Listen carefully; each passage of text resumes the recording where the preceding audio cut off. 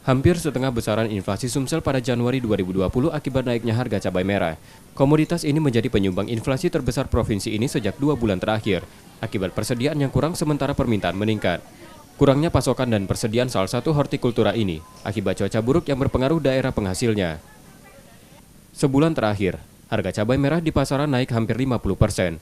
Inflasi komoditas ini juga diakibatkan rantai distribusi yang panjang dan produktivitas petani.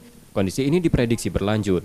Ini dari pola distribusi kita ya, Pak Kerik, pola distribusi kita, mata rantainya itu nambah 1, sehingga harganya agak lumayan besar. Mata rantai itu dari mulai produsen sampai ke konsumen akhir itu untuk cabai merah di Sumatera Selatan nambah 1 mata rantai, sehingga memperbesar margin perdagangan dan pengangkutannya.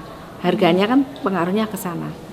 Selain cabai merah, minyak goreng dan bawang merah juga ikut andil dalam inflasi Sumsel. Secara kumulatif, inflasi tahunan Sumsel sebesar 2,43%. Reski Oktora, Muklas Diferensial, Kompas TV, Palembang. Kalau ini pagar alam ini.